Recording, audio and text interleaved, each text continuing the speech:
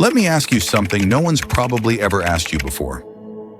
Do you know you're trapped?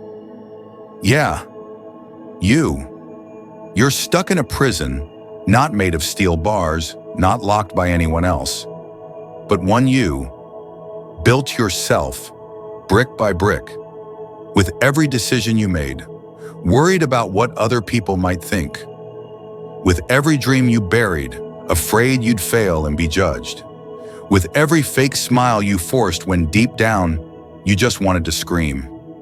You feel that pressure in your chest sometimes, right? That tightness you can't explain? That weight that doesn't go away? Let me tell you something that might sound crazy.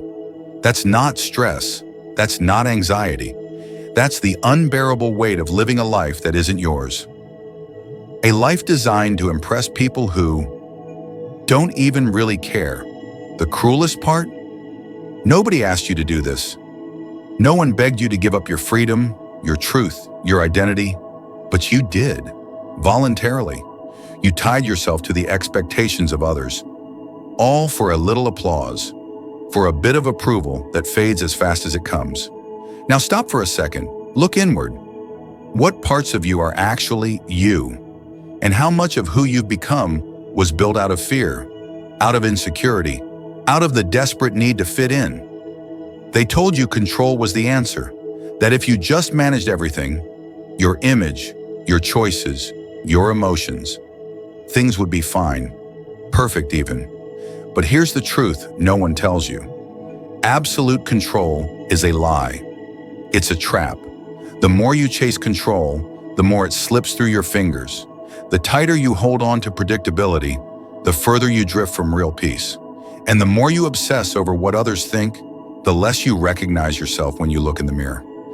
Ever wonder why you feel so empty, even when things look perfect on paper? It's because most of what you've achieved wasn't really yours. Your so-called success, your relationships, your lifestyle, all tainted by the constant need for outside validation. You've been living someone else's life with your name on it. And the further you chase this illusion of perfection, the more disconnected you feel. Because deep down, you know, this isn't it. This isn't what you were meant for. Centuries ago, a man named Michel de Montaigne, sitting alone in a quiet tower, figured something out that still shakes people today. We're not trapped by life. We're trapped by our fear of letting go. Letting go of control. Letting go of approval. Letting go of the image we think we need to maintain. He saw that detachment isn't cold. It's not indifference. It's freedom. Now I know detachment sounds scary, but maybe it's the key you've been looking for. What would happen if you loosened your grip on that rope you're clinging to so tightly? You know the one. The habits, the image, the approval. The stuff you think is keeping you safe, but is actually choking you slowly. Here's the paradox. The more you try to control life, the more out of control you feel. The more you try to be liked, the less you like yourself. The more you resist change, the harder it crashes into you. You can't outplan chaos. You can't outthink life. At some point, you have to let go. Let go of the mask. Let go of the fear of being judged. Let go of pretending to be someone you're not. I want you to do something bold right now. Imagine this. No one is watching you. No one will ever judge you. What would you do? Who would you be? That version of yourself you just imagined. That's the real you. That's who's been buried under layers of shoulds and musts and what will they think for years. But here's the darker part of this story. Let's be honest, you're terrified of letting go because you're not even sure what's underneath all that. You're afraid that if you drop the act, there won't be anything left. You've been so wrapped up in other people's expectations, you've lost sight of who you really are. And I get it. That fear, it's real. But let me share something Montaigne whispered centuries ago from his quiet retreat. Only by letting go of what you're not can you discover what you truly are. Freedom isn't found in control. It's found in surrender. It's not in chasing perfection. It's in accepting imperfection and daring to live anyway. You don't need another self-help book. You don't need a morning routine, a productivity hack, or a guru to fix you. You need to face your own life and say, with all the courage you can summon, I no longer need anyone's approval. I no longer need to control everything. I no longer need to pretend. And now the question is, are you ready? Are you ready to let go? Or are you going to keep clinging to that illusion of control? Even if it means living a life that slowly kills your soul? This is the start of a journey that's scary, yeah, but also necessary. It's uncomfortable, it's uncertain, and that's exactly why it's real. The choice is yours. Stay stuck in the golden cage you've built for yourself, or step into the unknown, the wild, raw freedom of finally being you. Part 2, the illusion of control and the voice within. Let's be honest, how often have you chased perfection, thinking if you just planned every detail, you'd finally feel secure? That if you could control everything, your job, your relationships, your image, you'd finally be safe? But here's the hard truth. That control you've been holding on to like a lifeline. It's an illusion, a distraction, a beautifully wrapped lie. The more you obsess over every little outcome, the more you distance yourself from the actual experience of living. You're always preparing, always rehearsing, always worried, and never fully present. Why? Because somewhere deep down, you were told, explicitly or not, that safety comes from predictability. That if you just followed the rules, did what you were supposed to, everything would work out. You bought into the myth that control equals peace, but it doesn't. It equals anxiety. Silent, creeping, paralyzing anxiety. And yet we keep doing it. Why do we continue to live for others' expectations? Because approval feels like oxygen when you're not sure who you are. You'd rather be liked for a version of yourself that isn't real than risk being rejected for who you really are. And the scariest part? You might not even know what that real version looks like anymore. Every time you gave up a dream out of fear, every time you smiled instead of speaking up, every time you molded yourself to fit into someone else's idea of acceptable, you chipped away at your essence. And now you're standing in front of a mirror wondering why you feel empty. You were never broken. You were just buried under layers of performance.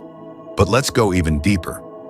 This control, this desperate need to have it all together, isn't just a personal habit. It's a cultural addiction, a trap. We live in a world that glorifies productivity, perfection, and public validation. But what it doesn't tell you is that behind most people's carefully curated lives is a quiet, gnawing sense of something's missing. Why? Because what they have isn't really theirs. They followed someone else's map, climbed someone else's ladder, and now that they've reached the top, they're looking around and asking, why does it still feel so hollow? That's the voice you hear at 3 a.m. That whisper inside that says, this isn't it. That ache in your chest that has nothing to do with success or failure, but everything to do with disconnection. You don't need a new strategy. You don't need a better routine. You need truth. And the truth is this: real peace, real joy, real success come not from control, but from surrender. Montaigne, sitting alone in his towers centuries ago, wrote about detachment. Not as a cold disconnection, but as the path to true freedom. To let go doesn't mean to stop caring. It means to stop clinging, to stop holding on so tightly that your own soul can't breathe. Imagine, just for a moment, what would it feel like to drop the rope? That rope you've held on to for so long, thinking it's saving you, but it's actually choking the life out of you. What would happen if you let it go? That's where freedom begins. But let's not pretend it's easy. Letting go means facing the most uncomfortable truth of all, that without those masks, without that constant control, you might not recognize yourself. That's the fear, isn't it? You've lived so long for others. What if you let it all go and find nothing? But here's the paradox. Only by letting go of what you are not can you begin to uncover who you truly are. Let that sink in. You're not your job, not your degree, not your curated Instagram feed, not your parents' expectations, not your old wounds, not the version of you you've created to avoid judgment. You are what's left when all that falls away. That is the beginning of authenticity. And yes, it's terrifying, but it's also the most just alive you'll ever feel. Because suddenly you're no longer acting. You're no longer editing yourself for the audience. You're living, messy, imperfect, real. That's what Montaigne understood. That freedom isn't about doing whatever you want. It's about being who you truly are, even if that means going against everything you've been told. But here's where it gets even more real. You might be thinking, what if I lose everything? What if I lose my friends, my job, my stability? Here's the raw truth. Anything you have to fake to keep isn't worth having. The people who truly matter, the work that truly aligns with you, the life that's truly yours, they don't just survive authenticity, they thrive in it. The rest, let it burn.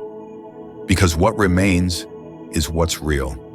And for the first time in a long time, you'll stop surviving and start living. You've been climbing ladders your whole life, but did you ever stop to ask, do I even want what's at the top? Maybe success isn't what they told you it was. Maybe it's not in the applause, the status, the likes, the job title.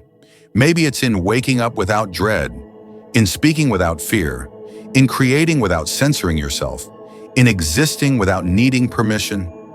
That's what Montaigne meant by inner freedom, not rebellion, not escape, nor return. A return to your essence, your truth, yourself. And here's the final question of this part. Are you willing to risk what's fake to find what's real? Because that's what it will take. Letting go, not of everything, just of everything that isn't you. Part 3, the return to yourself. Freedom, pain, and the power of becoming. So now we arrive at the hardest part, not the letting go, but the becoming.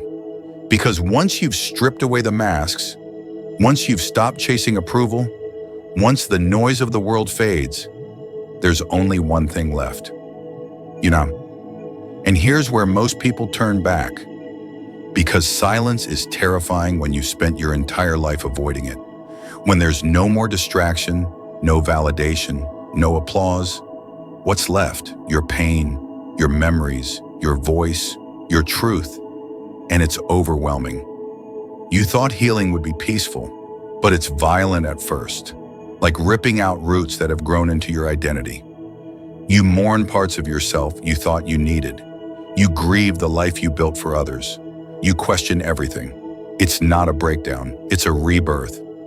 Think about a caterpillar dissolving into mush inside the cocoon. It doesn't become a butterfly by growing wings. It becomes kijodo, nothing first. It breaks down entirely. That's what healing actually looks like. Not becoming more polished, but becoming jar undone. And here's where something incredible happens. When you sit with the discomfort long enough, you begin to hear something you've never truly heard before. Your own voice. Not the voice of your parents, not society's expectations, not the fear, but you. Quiet at first, hesitant, unsure, but real. And it says things like, I'm tired of pretending. I want something different. I'm not happy. I deserve more. I'm ready to begin again. And those words, those terrifying, beautiful words, are the beginning of your mudshot return. Return to your intuition, to your curiosity, to your fire. You start remembering things you used to love before you were told they didn't matter. You start dreaming again, not for success, but for kind of meaning, for connection, for truth. This is where the real journey begins. Because now you're not running away from pain. You're walking through it. You're not numbing. You're feeling. You're not pleasing. You're speaking. You're not perfect. You're alive. But don't expect everyone to applaud this version of you. When you stop playing the roles, some people will walk away. Let them. When you choose peace over performance, chaos over certainty, truth over comfort, some people will call you selfish. Let them. They only love the mask, not the soul behind it. The real ones will stay. Or you'll finally have space for new ones who see the unfiltered you and love you more because of it. This is the freedom Montaigne spoke about. Not isolation, not loneliness, but solitude. The sacred space where you meet yourself fully without needing to be anything else. Solitude is not empty, it is pure, and in that space you begin to build a new life, a slower life, a deeper life, a life of choice, not compulsion. You wake up and realize you don't need to impress anyone. You don't need to be productive to be worthy. You don't need permission to exist as you are. And suddenly the little things start to matter again. The warmth of sunlight, the laughter you didn't force, the tears that feel like release instead of shame, the calm in your chest that says, I am no longer at war with myself. That is priceless. That's what nothing and nobody will ever hurt you again really means. Not that pain won't come, but that you are no longer available for the kind of pain that comes from abandoning yourself. You are no longer subscribing to suffering that comes from faking your life. Because the deepest betrayal isn't when others lie to you. It's when you lie to yourself. You've lived that version. You've played that part. You've survived the storm. Now, it's time to come home, to walk forward, not as a person shaped by fear, guilt, or shame, but as someone reborn in fire and silence. Someone who knows the price of pretending and chooses truth instead. This journey is yours, unpredictable, unapologetic, unfinished. But finally, it's real. So the next time someone asks you why you've changed, why you're quieter, calmer, harder to manipulate, why you no longer over-explain, over-give, over-apologize, just smile and say, because I came back to myself, and nothing and nobody will ever hurt me the same way again.